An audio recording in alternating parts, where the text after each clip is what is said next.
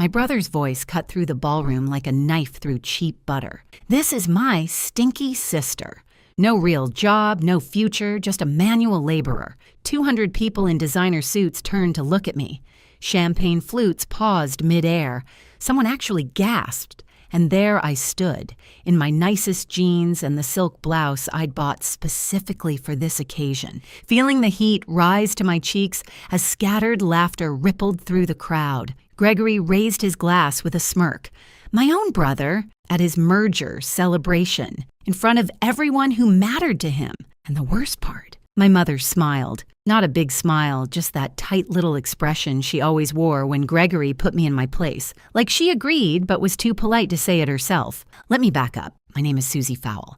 I'm 34 years old. And according to my family, I'm the failure who digs ditches for a living. Here's the thing they don't know. I own Fowle and Company Landscape Architecture. 47 employees across 3 states. Last year, we cleared $11 million in revenue.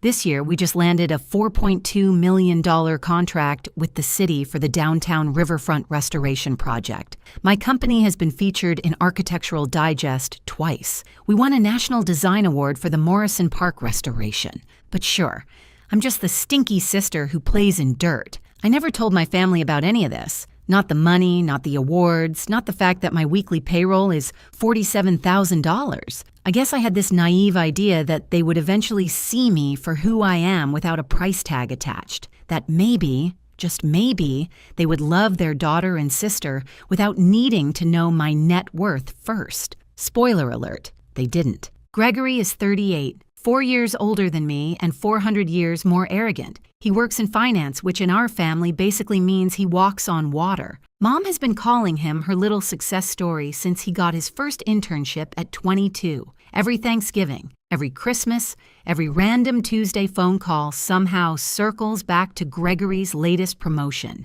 Gregory's new car, Gregory's important clients. And me? Oh, Susie's still doing her little gardening thing. It's not gardening, Mom.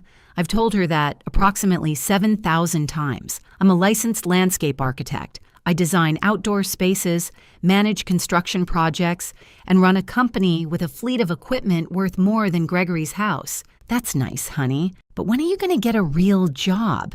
You know, something inside, where you don't get all dirty. I stopped trying to explain years ago. Some battles aren't worth fighting, or so I thought. Gregory called me 3 weeks before his big merger party. He said he wanted me there, which should have been my first red flag. Gregory never wants me anywhere. I'm the embarrassing relative he pretends doesn't exist at his fancy networking events. His exact words were memorable. Listen, Susie, this is a really important night for me. There will be serious people there. So maybe don't talk too much about your ditch digging business, okay? I don't need you embarrassing me. I should have said no. I should have told him exactly where he could put his invitation. But here's my fatal flaw. I actually love my brother. Somewhere underneath all his arrogance is the kid I used to build blanket forts with. The teenager who taught me to drive. The person I thought would always have my back. So I said yes, because I'm apparently a glutton for punishment. I spent 3 days finding the right outfit. Not too fancy, because Gregory would mock me for trying too hard. Not too casual, because then I'd be the slob who couldn't dress properly. I settled on dark jeans, a cream silk blouse, and the one pair of heels I own that don't make me want to cry after 20 minutes. When I walked into that ballroom, I actually felt hopeful. Maybe this would be different. Maybe Gregory would introduce me properly, and I could have a normal conversation with normal people who didn't already assume I was worthless. Then I saw the venue and I almost laughed out loud. The Grand Metropolitan Hotel. Specifically, the newly renovated Grand Metropolitan Hotel with its award-winning outdoor terrace, sustainable garden features, and custom water installation. I should know. My company designed and built all of it. We finished the project 14 months ago. There's a bronze plaque by the fountain with our company name on it, Fowle and Company, right there in the lobby. My brother had walked past it without a second glance. I grabbed a glass of champagne and tried to find a quiet corner. That's when I spotted my mother making her grand entrance, heading straight for Gregory like a moth to a flame. She hugged him for a solid 30 seconds. When she finally noticed me, I got a brief wave and a look that said, "Don't cause problems tonight." "Hi, Mom, I'm fine. Thanks for asking. My business is thriving. I just hired 3 new project managers. But yes, let's definitely talk more about Gregory's suit." I was mentally composing my escape plan when I felt a tap on my shoulder, and there stood Todd Brennan, my ex-boyfriend, the man who dumped me 8 years ago because I was, quote, "going nowhere with that lawn mowing thing of yours," unquote. The man who told me I had no ambition and would never amount to anything. He'd gotten a hair transplant since I last saw him. It looked like someone had glued a small, frightened animal to his forehead. But sure, I was the one who'd let myself go.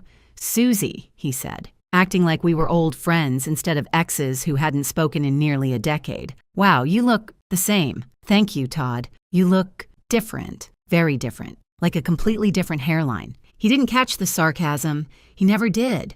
Turns out Todd was Gregory's potential investor. Of course he was, because this night wasn't already a disaster waiting to happen. Before I could excuse myself to go literally anywhere else, Gregory clinked his glass and called everyone's attention. He pulled me toward him with one arm, that big fake smile plastered across his face, and then he said it. "Everyone, I want you to meet my family. This is my beautiful wife, Vanessa, my wonderful mother, Diane, and this is my stinky sister. No real job, no future, just a manual laborer." The room erupted in laughter. My mother smiled. Todd snorted champagne through his nose, which was the only satisfying moment of the entire evening. And I stood there, frozen, wondering how I'd spent 34 years loving people who couldn't even pretend to respect me. But here's the thing about being underestimated your whole life. You learn to watch, you learn to wait, and you notice things that other people miss. Like the way Gregory kept checking his phone with barely concealed panic, the way his smile didn't quite reach his eyes, the way he drank 3 glasses of champagne in 20 minutes. Something was wrong, and one older gentleman in the corner noticed it too. He wasn't laughing at Gregory's joke. He was watching my brother with the focused attention of a hawk spotting prey. Our eyes met across the room. He raised his glass to me, just slightly. I had no idea who he was, but I was about to find out. Before we continue, if you're enjoying this story, please subscribe and tell me in the comments where you're watching from and what time is it there. I see everything. Thank you so much for your support. Now, where was I? Oh yes, standing in the middle of my personal nightmare while 200 strangers laughed at me. The party continued around me like nothing had happened, because to them, nothing had. Gregory's little joke was already forgotten, just another moment of networking entertainment. But I could still feel the echo of it in my chest, that familiar weight of being the family disappointment. Vanessa materialized beside me like a designer-dressed vampire, sensing wounded prey. My sister-in-law had perfected the art of the compliment that was actually an insult. "Oh, Susie," she cooed, looking me up and down. "Couldn't find anything nicer to wear. I mean, it's fine for you. Very practical." Vanessa was wearing a dress that probably cost more than my first truck. Her blonde hair was styled in that complicated updo that requires 3 hours in a professional. She looked like she'd stepped out of a magazine if that magazine was called Women Who Married for Money Monthly. "Thanks, Vanessa. I love your dress. Very tight." She couldn't tell if I was being nice or not. Vanessa never could figure me out, which I considered one of my greatest accomplishments. The next hour was a masterclass in social torture. Todd kept popping up wherever I went, making condescending comments about how I should really consider a career change before it was too late. My mother cornered me twice to remind me that Gregory was nervous, and I should be supportive instead of sulking in corners. And Gregory himself paraded around the room like a peacock who discovered the secret to eternal smug. But I kept watching, and I kept noticing things. Gregory's investor presentation was flashy but vague. Lots of promises about growth and opportunities, very few actual numbers. The executives from the company he was merging into looked polished and confident, but they also kept exchanging glances whenever Gregory spoke. The kind of glances that said, "Are you hearing this too?" I know about business. You don't build a $12 million company without learning how to read a room, and this room was reading Gregory as someone who was selling harder than he should need to. That's when I spotted them. My father was sitting in a chair near the window, looking smaller than I remembered. When did Dad get so thin? He was 72, but had always seemed strong, capable, eternal in that way fathers are supposed to be. Now he looked tired, confused. His suit hung on him like it belonged to someone else. Mom was standing over him, talking in that sharp whisper she uses when she's annoyed. Dad just nodded along, not really engaging. I started walking toward them when Gregory intercepted me. "Hey, not now," he hissed. "Dad's fine, don't make a scene." "I'm not making a scene. I want to say hi to our father. Later. I need you to mingle. Todd thinks you might be a good contact for some of his lower-tier clients. Small landscaping jobs, that sort of thing. It would be good for you to have something on your resume." "I literally own a company, Gregory. I have a resume. It has things on it." He waved his hand dismissively. "You know what I mean. Real experience. Come on, don't be difficult."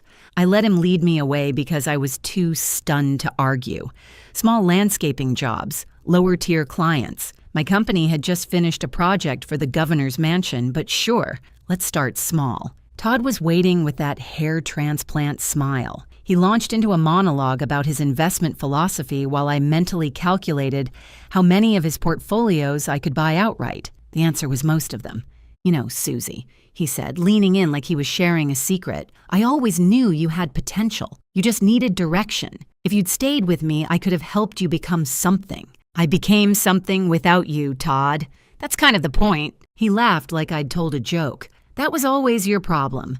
No sense of what you could achieve with the right guidance." I was about to tell him exactly where he could put his guidance when I heard Vanessa's voice rise above the crowd. She was talking to a group of women near the bar, and she wasn't being quiet about it. "Oh, Susie. She's sweet, really. A bit simple. She digs holes for a living. I keep telling Gregory he should help her find a real career. But you know how family is. You can't choose them." The women laughed. Polite, social laughter. The kind that agrees without committing. My mother was in that group. She didn't laugh, but she didn't defend me either. She just sipped her wine and studied the ceiling like it was the most fascinating architecture she'd ever seen. Something inside me cracked, not broke. I've had too much practice for that, but cracked, like ice before it gives way. I needed air. I slipped out to the terrace, my terrace, the one my company had designed. The evening air was cool, and I could smell the jasmine we'd planted in the raised beds. Everything out here was my work, my vision, my success, and nobody inside had any idea. That's when the older gentleman from earlier stepped through the doors. He was tall, maybe late 60s, with silver hair and the kind of expensive casual that says, "I don't need to try anymore." His watch probably cost more than my first 3 years of business earnings combined. "Beautiful work out here," he said, nodding at the garden beds. "The water feature especially. Very sophisticated design." "Thank you," he smiled. "You did it, didn't you? This terrace. I recognized the style from Morrison Park." I blinked at him. "How do you know about Morrison Park?" "Because I read, and because your project won a National Design Award last year. There was a very nice article in Architectural Digest. Susie Fowle, founder of Fowle and Company." He extended his hand. "Warren Beckford." I shook it, still confused. "Should I know you?" "Probably not. I'm retired now. Spent 40 years in investment banking. I know your brother's type." He chuckled. "I also know his company." My stomach tightened. "What do you mean?" Warren looked back through the glass doors to where Gregory was working the room, that too bright smile firmly in place. "Your brother is in trouble," Warren said quietly. "His company is under federal investigation. Securities fraud. The merger he's celebrating tonight isn't a promotion. It's an escape hatch. He's trying to jump ship before the whole thing goes public." I felt the ground shift beneath me. That's not possible.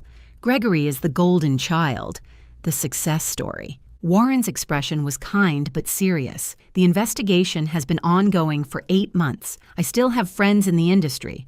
The firm he's joining is essentially buying his silence. But they don't know what I know." He paused. "And I'm guessing they don't know what you know either." "What I know?" Warren nodded toward my father, still sitting alone by the window. "Your father looks worried, confused. Has Gregory been helping him with his finances?" The crack inside me widened. "How did you know that?" "I didn't, but I've seen this pattern before. When people get desperate, they take from the people who trust them most." I stared at my father through the glass. Dad had mentioned money being tight lately. I'd assumed it was just the economy, maybe some bad investments. But what if it was worse? Warren handed me his card. I think you should look into this, quietly. And if you find what I suspect you'll find, you should know that your brother's house of cards is about to collapse. The only question is who gets buried underneath. He left me standing on my own terrace, surrounded by my own work, with the sudden, terrible certainty that everything I thought I knew about my family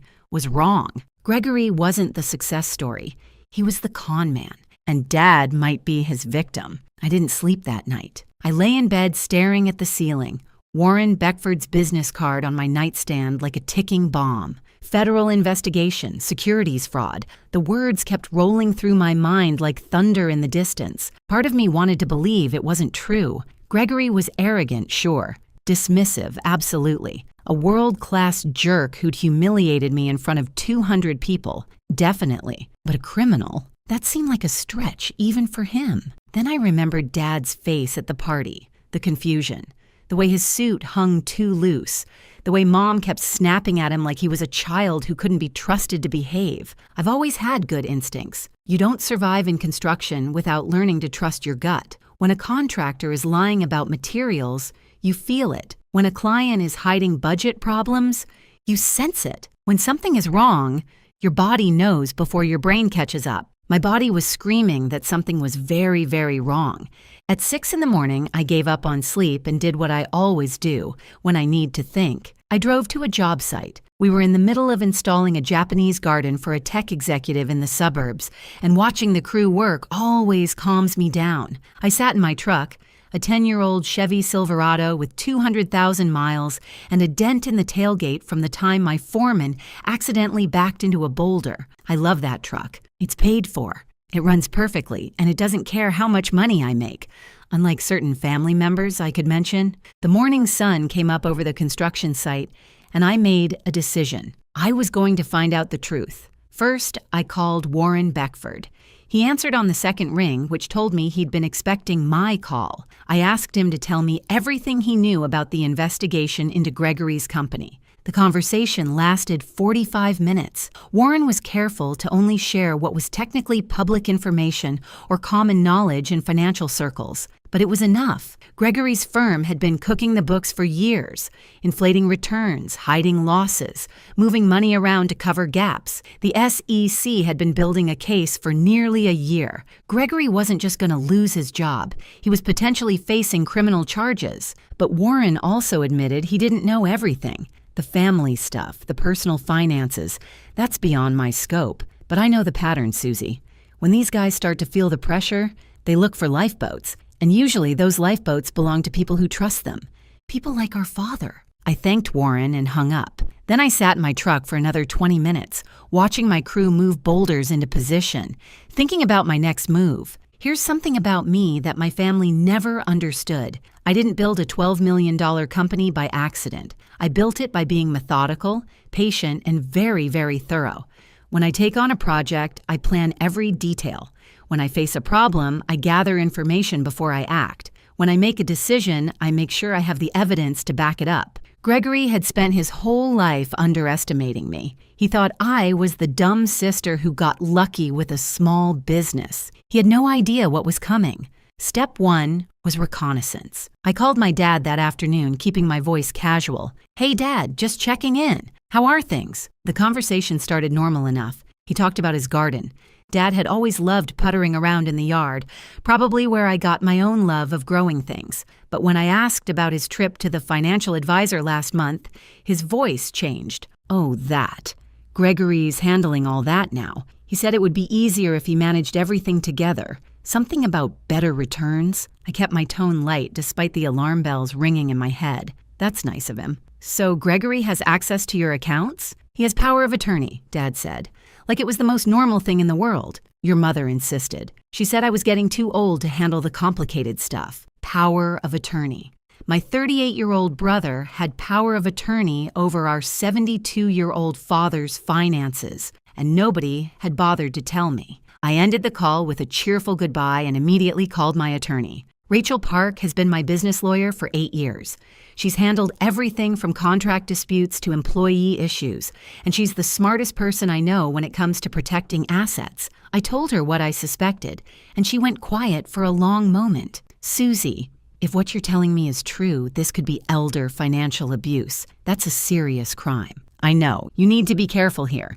If you're wrong, you could damage your family relationships permanently. If you're right, she paused. If you're right, your brother could go to prison. I know that too. Rachel recommended a private investigator she'd worked with before, a guy named Frank Moretti who specialized in financial fraud. I called him within the hour. Frank was gruff, direct, and completely unimpressed by family drama. "Just tell me what you need and I'll find it," he said. "Save the soap opera for the holidays." "I think my brother has been stealing from my father. I need proof." Frank said he'd have preliminary information within 2 weeks. He warned me that I might not like what he found. "I'm prepared for that," I told him, but I wasn't. Not really. While Frank dug into the financial records, I did my own research. I called the city assessor's office and found out that there was a new lien on my father's house, a lien that had been filed 6 months ago. Dad had lived in that house for 35 years, owned it free and clear since I was in high school. Now suddenly there was a $200,000 debt attached to it. My hands were shaking when I hung up the phone. I also discovered something interesting about the firm Gregory was supposedly merging into. They were legitimate, successful, well-respected, but they had a reputation for being extremely cautious about partnerships. They did extensive due diligence, background checks, financial audits, the works, which meant either they hadn't finished their research on Gregory yet, or someone had given them incomplete information. Warren had mentioned he still had contacts in the industry. I wondered just how much influence a retired investment banker might still have. 3 days after the party, I drove to visit my parents, not to confront anyone. I needed more evidence for that. I just needed to see my father, to assess the situation with my own eyes. What I found made my blood run cold. Dad was worse than he'd looked at the party. He seemed confused about basic things, what day it was, whether he'd eaten lunch. Mom kept answering questions for him, talking over him like he wasn't there. I managed to get Dad alone for a few minutes while Mom was in the kitchen. I asked him directly about his finances. His eyes got cloudy. "I don't know, honey. Gregory says everything's fine. He's taking care of it." "Do you know how much money is in your retirement account, Dad?" He couldn't answer. He didn't know. He didn't even know which bank his accounts were in anymore. "Gregory takes care of everything," he repeated, like a mantra. "Gregory knows what he's doing." I left my parents' house that day with tears in my eyes and fury in my heart. My brother had taken advantage of our father's trust, his aging mind, his belief that family would never hurt him. Gregory had built his career on looking smart while other people did the real work. Now he was building his escape fund on our father's life savings. 2 weeks later, Frank Moretti called with his report. The damage was worse than I'd imagined. Over the past 2 years, Gregory had transferred $340,000 from Dad's accounts into his own. He'd taken out the loan against the house without Dad fully understanding what he was signing. He'd even cashed in a life insurance policy that was supposed to go to Mom if anything happened to Dad. Total theft. Over $500,000. My father had worked 40 years as an electrician. He'd saved carefully, lived modestly, built a nest egg meant to carry him and Mom through their final years. And Gregory had stolen nearly all of it. I sat in my office with Frank's report in my hands, looking out at the company I'd built from nothing. 47 employees depended on me, millions in contracts, a reputation I'd earned through sweat and determination, and thousands of hours of hard work. Gregory had never worked a day like that in his life. He'd just taken and taken and taken, but his taking was about to stop. I called Rachel. Then I called Warren. Then I called a contact I'd made 3 years ago when my company did the landscaping for the federal building downtown, a guy named Jerome Williams who worked in the FBI's Financial Crimes Division. Gregory thought he was the smart one in our family. He was about to learn just how wrong he was. The next 3 weeks were the most focused of my life, and considering I once managed 17 construction projects simultaneously during a supply chain crisis, that's saying something. I set up what I called my war room in my home office, Frank Moretti's financial report. bank statements, property records, a timeline of every suspicious transaction Gregory had made. I covered an entire wall with documents and sticky notes, like some kind of revenge-themed Pinterest board. My cat, Biscuit, was very concerned about my mental state. She kept sitting on the most important documents and meowing at me like she was trying to stage an intervention. But Biscuit doesn't understand complex financial fraud, so I ignored her professional opinion. Jerome Williams at the FBI was more helpful than my cat, though slightly less cuddly. When I called him with what I'd found, there was a long pause on the line. "Miss Fowle," he finally said, "you understand that what you're describing is a separate crime from what we're already investigating?" I know. Securities fraud is one thing, but stealing from a 72-year-old man with declining cognitive function? That's elder financial abuse. Jerome asked me to send everything I had. Frank's report, the bank records, the property liens, all of it. He promised to review it personally and get back to me within a week. True to his word, he called 6 days later. "We're very interested in pursuing this," he said. The elder abuse charges would be state level, but given the overlap with our federal investigation, we can coordinate. However, we need to do this carefully. Your brother is already a person of interest in our case. If he gets spooked and runs, we lose everything. What do you need from me? Jerome explained that the FBI had been building their case against Gregory's company for months. They had evidence of securities fraud, falsified reports, and misappropriated client funds. Gregory wasn't the mastermind. That honor went to his boss, but he was complicit enough to face serious charges. The problem was timing. They wanted to arrest the key players simultaneously to prevent anyone from destroying evidence or fleeing. My evidence about the theft from Dad added another dimension, but it also complicated things. "We need a controlled environment," Jerome said.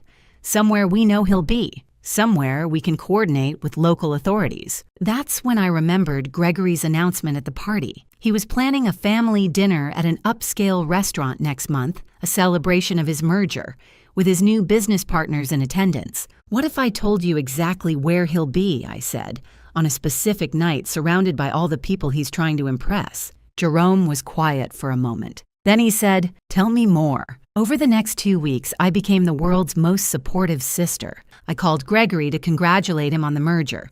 I sent Vanessa flowers with a note saying I was so happy for them. I even called my mother and suggested we all get together to celebrate Gregory's success properly. Mom was suspicious at first. "Since when do you care about Gregory's career?" "I've been thinking about what you said," I told her, nearly choking on my own words, about being more supportive, about appreciating what Gregory has accomplished. "I want to try harder." Mom practically melted through the phone. "Oh, Susie, that's so mature of you. Gregory will be so pleased." Gregory was indeed pleased. So pleased that he called me himself, which hadn't happened in approximately 3 years. "Susie, this is great," he said. "Really great. I'm glad you're finally coming around. This dinner is going to be important. My new partners will be there. I need the family to make a good impression. I'll be on my best behavior, I promised." What I didn't mention was that Warren Beckford would also be attending. I'd called him the day after Jerome and I made our plan.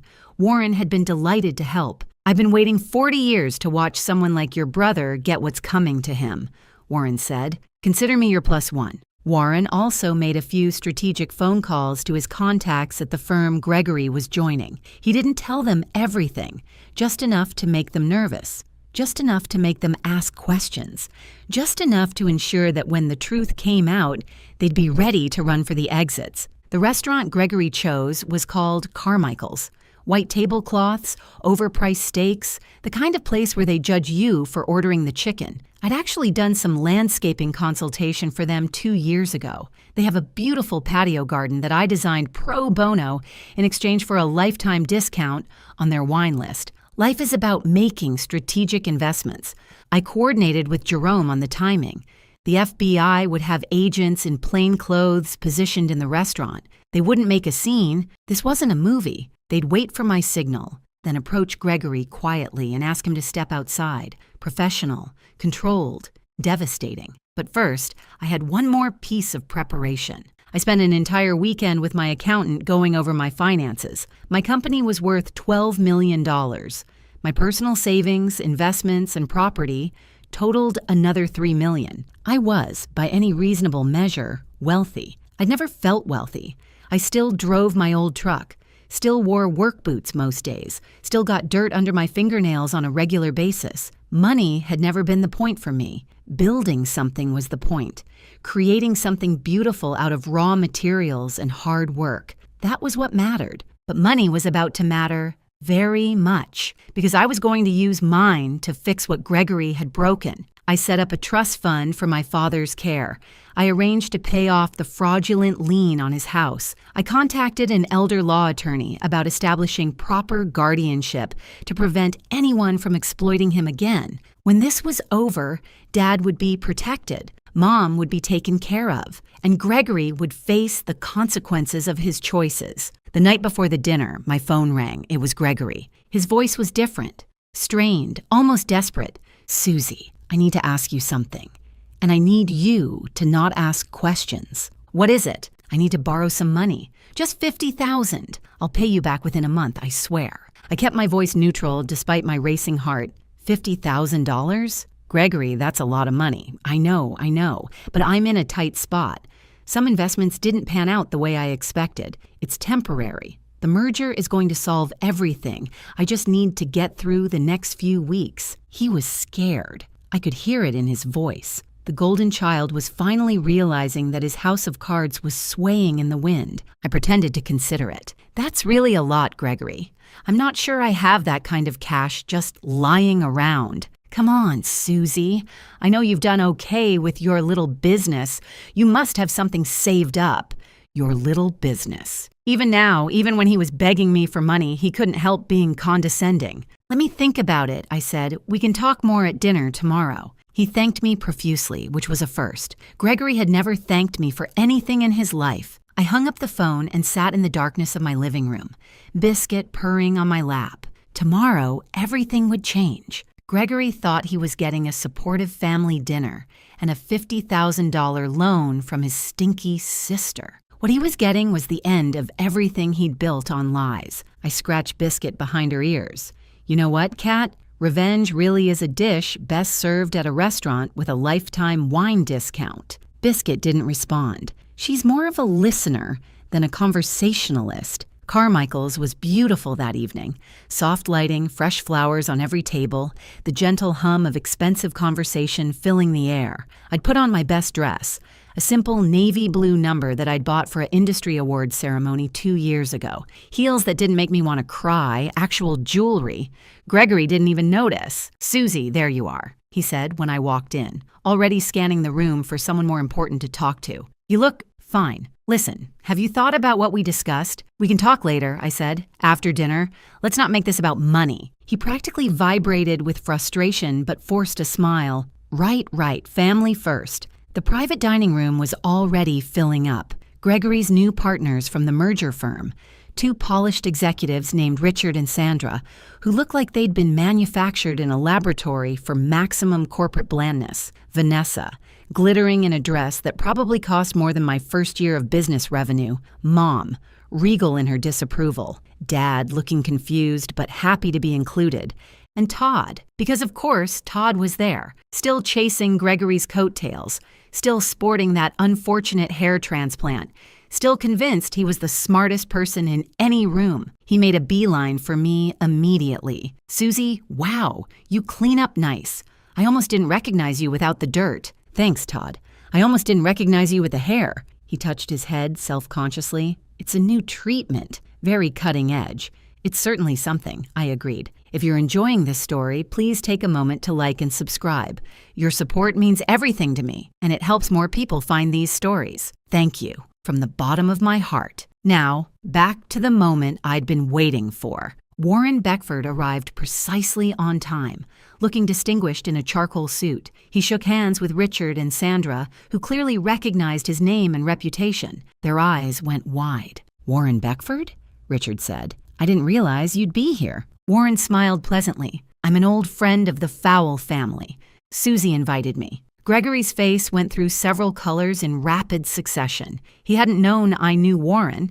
He certainly hadn't expected me to invite industry royalty to his dinner. "That's great," Gregory managed. The more the merrier. We took our seats, the wine was poured, the appetizers arrived. Gregory stood to make his toast. "Thank you all for being here tonight," he began, that familiar smug smile firmly in place. "This merger represents everything I've worked for. A new chapter. A chance to prove that hard work and smart decisions always pay off." He gestured around the table. "I'm surrounded by the people who matter most. My beautiful wife, my wonderful mother, my new partners who I know will lead us to incredible success." He paused, looking at me. "And even my sister, who's finally learning to appreciate what real success looks like. Some of us work with our hands. Some of us work with our minds. I've always believed that the mind is the more valuable tool." Polite laughter around the table. Mom beamed. Dad looked confused. Vanessa smirked. And Todd actually winked at me like we were sharing a joke at my expense. I smiled serenely and sipped my wine.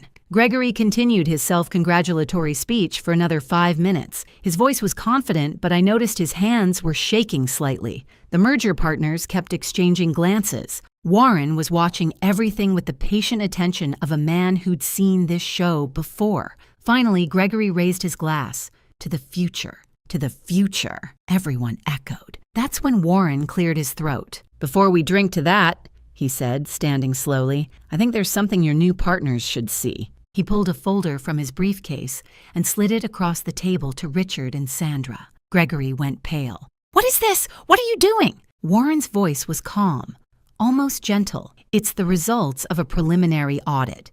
Something your new partners requested quietly last week after I suggested they might want to look more closely at the books." Richard opened the folder. His expression went from curious to horrified in about 3 seconds. "Gregory," he said slowly, "what is this? These numbers don't match what you showed us. These irregularities, that's a mistake," Gregory said, his voice rising. "Those are old figures. The current situation is completely different." Sandra was reading over Richard's shoulder. "This shows systematic falsification going back 3 years. There are SEC violations all over this." The room went silent. Every eye was on Gregory. And then his phone rang. He grabbed it like a drowning man reaching for a life preserver. "Hello?" His face went white. "What do you mean they're at my house? What warrant?" He looked up, wild-eyed, and that's when he noticed the 2 people who had quietly entered the dining room. A man and a woman, professional, calm, dressed in suits that screamed federal government. "Gregory Fowle," the man said, "I'm Agent Williams with the FBI. We have some questions for you regarding financial fraud and the misappropriation of funds. We'd like you to come with us." Gregory's mouth opened and closed like a fish. "This is insane. I haven't done anything wrong." The female agent produced a document. "We also have a warrant related to elder financial abuse, specifically the unauthorized transfer of funds from the accounts of Harold Fowle, your father." Dad looked up at the sound of his name. "What? What's happening?" Mom's face was frozen. Vanessa had gone completely silent, her champagne glass suspended halfway to her lips. Gregory turned to me, his eyes blazing. You did this." I stood up slowly, smoothing my dress. "No, Gregory, you did this. I just made sure everyone found out." I addressed the table, keeping my voice steady. "My brother has stolen over $340,000 from our father over the past 2 years. He took out loans against Dad's house without his informed consent. He exploited our father's trust and declining health to fund his lifestyle while his company collapsed around him." I looked at Richard and Sandra. "Your merger would have made you accessories to his fraud. Warren did you a favor." I looked at Mom. "You put him in charge of Dad's finances because you thought he was the successful one. You thought I was just the stinky sister with no real job." And finally, I looked at Gregory. "I own a company worth $12 million. I have 47 employees. I just signed a contract with the city worth $4.2 million. I've been featured in Architectural Digest. I won a National Design Award. And I never told you because I wanted you to love me for who I am, not what I'm worth." The room was absolutely silent. "But you didn't," I continued. "You humiliated me. You dismissed me. And worst of all, you stole from the man who spent 40 years working to give us a good life." Gregory's face crumpled. "Susie, please. You have to help me. You have to tell them this is a misunderstanding." Agent Williams stepped forward. "Sir, We need you to come with us now." As they led Gregory out of the dining room, he looked back at me one final time. His golden child mask was completely gone. He just looked small, scared, pathetic. I felt no satisfaction, no triumph, just a deep, weary sadness. But I also felt something else, relief, because finally, after 34 years, the truth was out. Vanessa stood abruptly, nearly knocking over her chair. She pulled out her phone and started dialing. "I need a lawyer," she was saying as she fled the room, "and a divorce attorney." Todd sat frozen, his mouth hanging open. He'd almost invested his money with Gregory. He'd almost tied himself to a federal criminal. He looked at me like he was seeing me for the first time. You really own a $12 million company?" "Goodbye, Todd." I walked over to my father and took his hand. He looked up at me with tears in his eyes. "Susie," he whispered, "I'm so sorry." I didn't know. I trusted him. "I know, Dad. It's not your fault. I'm going to take care of everything now." He squeezed my hand. "You were always the good one. I should have seen it." We sat there together while the chaos swirled around us. Mom was crying. Richard and Sandra were making hurried phone calls.